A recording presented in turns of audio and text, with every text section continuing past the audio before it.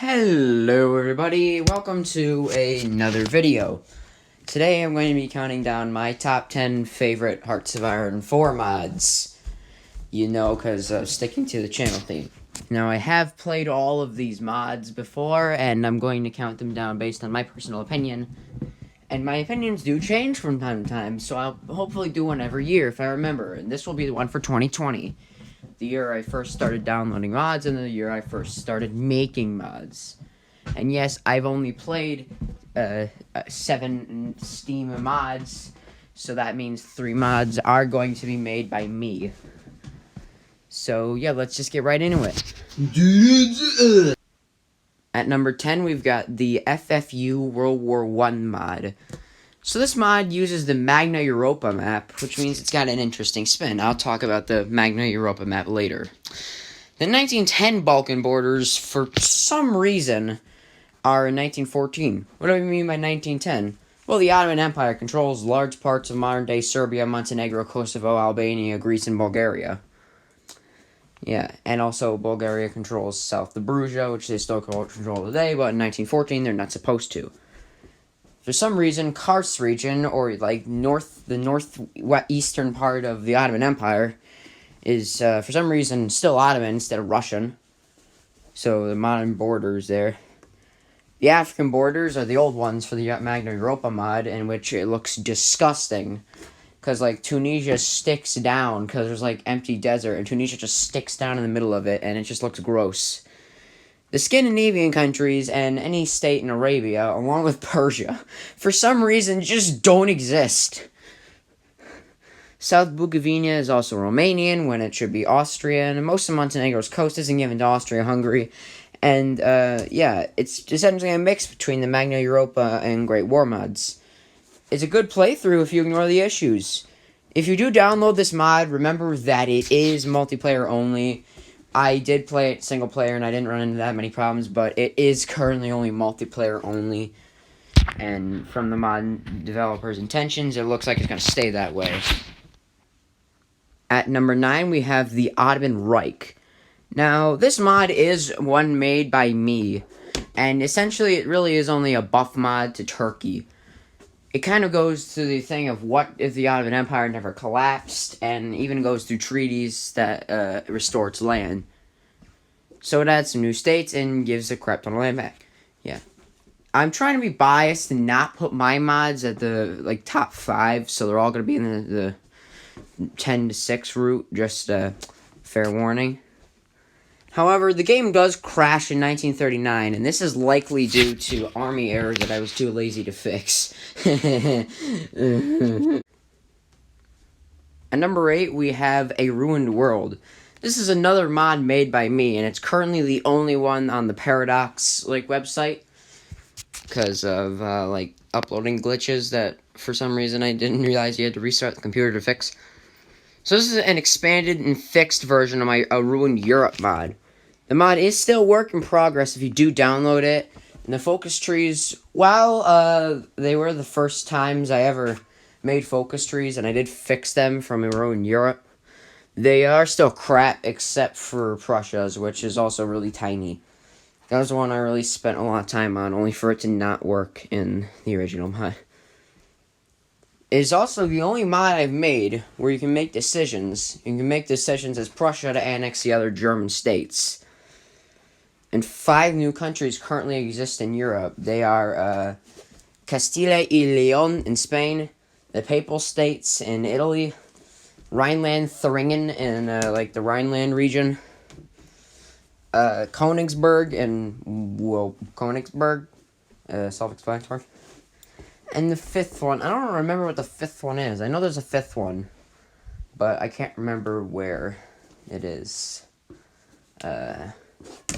Yeah, probably somewhere, just don't know where. Yeah. So, anyways. At number 7, we have The Coming Storm. Now, this mod is very promising.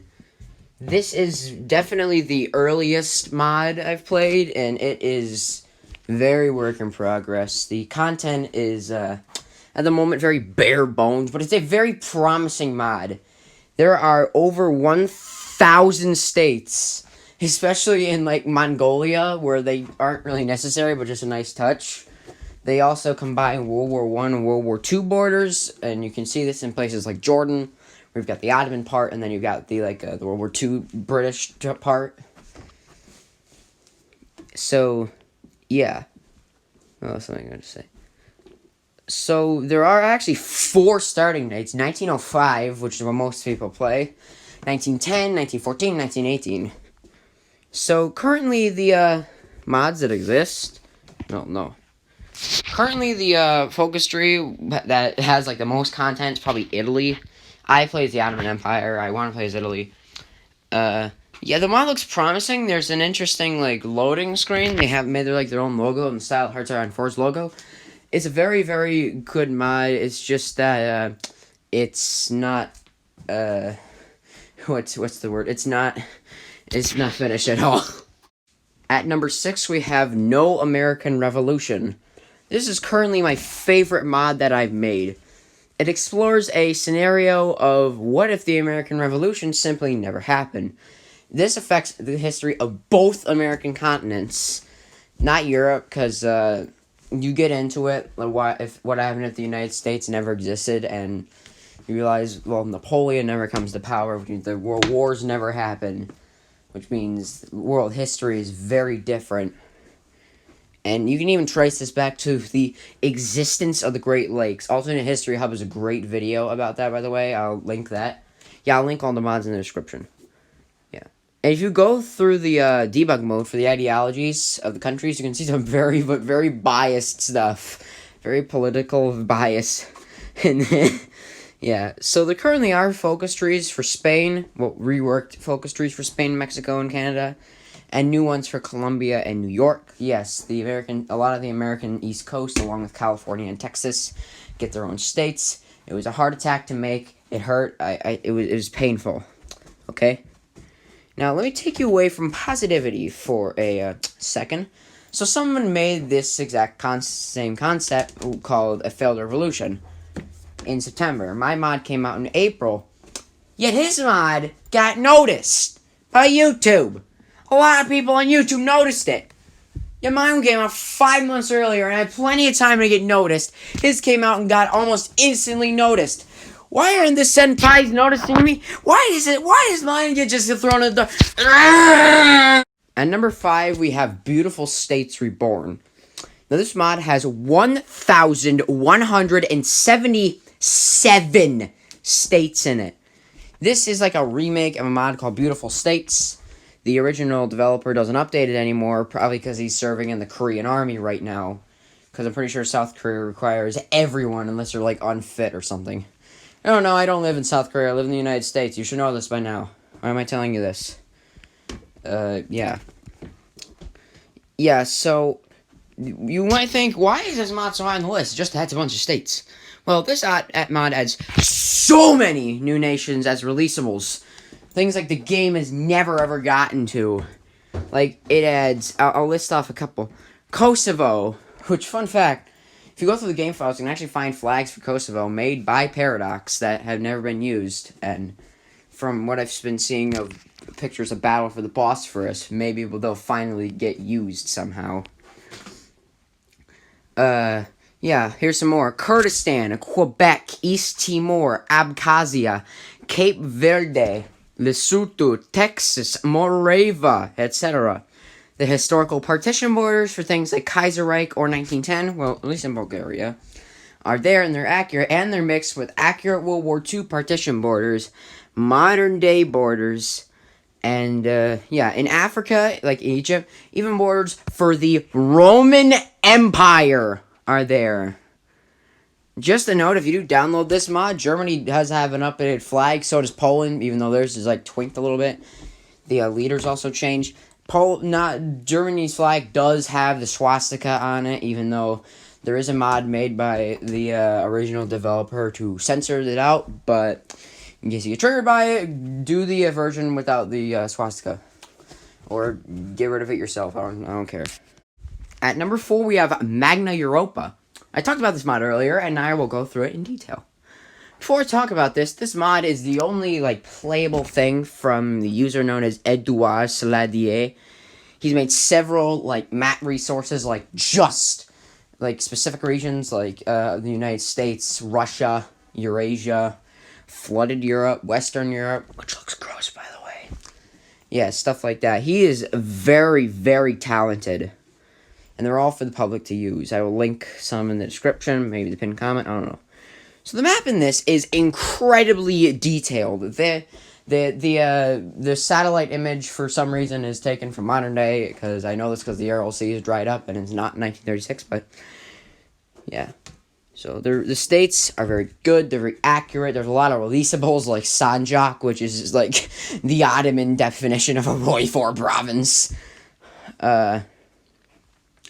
Yeah, this mod is like Beautiful States Reborn, but it's just Europe. The World War I borders are combined with the Kaisa Reich ones, World War II and the modern ones. If you want your, like, focus for go-to European strategies, this is the one for you. Apparently, if you dig through the mod files, which I did, there's a focus tree for Finland for some reason. It looks like it's totally working, but for some reason it's shelved.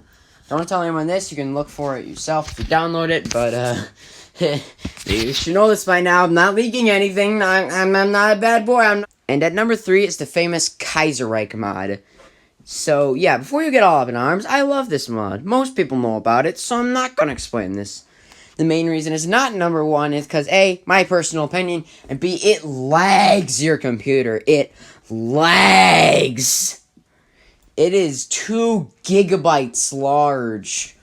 I mean, hey, the next mod, which didn't lag my computer, is only a gigabyte large. Speaking of which. Alright, at number 2, we have the Millennium Dawn Modern Day mod. This is a combination of several modern day mods to make one big, giant, big boy mod. So this is also widely known by the HOI4 community. It is, I believe, the most subscribed mod in the history of the game. I won't talk about it much. This is, like, the only mod, not even Beautiful States Reborn, or, like, anything. Not even, like, there's this mod on the front page called the Africa State Rework that's not in here. Looks interesting, but for now, no, thank you. It's the only one that remembers South Sudan. The only one that remembers that South Sudan is a thing. The inaccessible zones kind of look pretty gross, though. And they don't look too good in Beautiful States Reborn, but that's because of Roman borders and also accuracy, I guess. I don't know. Now I'll list a few honorable mentions before we hit number 1. These are mods that I haven't played, but show some interest in. Alright, so we've got the Country Balls and Say Cheese mods. These are pretty much the same, and were made for the lulz. They changed the leader icon. Country Balls turns them into Country Balls. And, Say Cheese makes them all smile. It's like a deep fake, but, cursed. Yeah, I find it funny. It's goofy. Alright, next we have the Formidable Nations mod. This is kind of like Waking the Tiger, but expanded. However, from the images of the mod, it looks like the states might be a little outdated, and the borders... oh, Lord. Next up is the famous Road to 56 mod. This mod extends the game from 1936 to 1948 to 1936 and 1956. There's many new and revamped focus trees, especially for minor nations. But it does look like a good way to kill time, and kill more time than going through the full game would. And next, there's the Rise of Nations 1900 to 2060 mod. This is a very work-in-progress mod. It looks great. The mod reminds me of the Roblox games Rise of Nations and World Conquest. Both map games and really good ones. The paintings of the leaders also look great. And their final honorable mention is player-made peace conferences. If you use debug mode, the mod is for you. It allows you to take control of countries during peace deals and give them whatever you want, in which the AI doesn't screw you over like in Britain, or France, or the Soviets.